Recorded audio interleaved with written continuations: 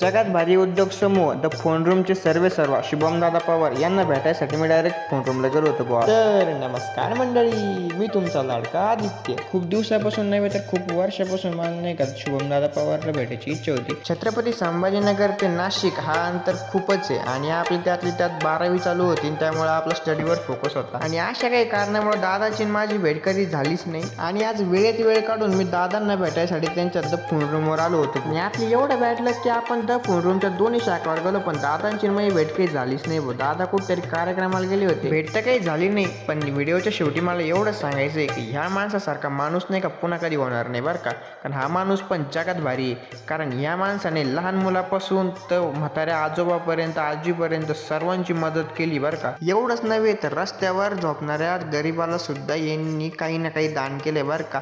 अर्ध्या रात्री जाऊन तिथं त्यांना टिफिन दिले, जेवायला दिले, किंवा त्यांच्या अंगावर शॉल वगैरे ब्लँकेट वगैरे त्यांना नाही का भेट दिली. खरंच या माणसाचं काम नाही का टॉपचं काम आहे. खरंच बाई, या माणसासारखा माणूस मी बोलतोय ना कधीच होणार नाही. दादा आपली भेट पुढच्या व्हिडिओमध्ये नक्कीच होईल बरं का मंडळी. तोपर्यंत रामकृष्ण हरी.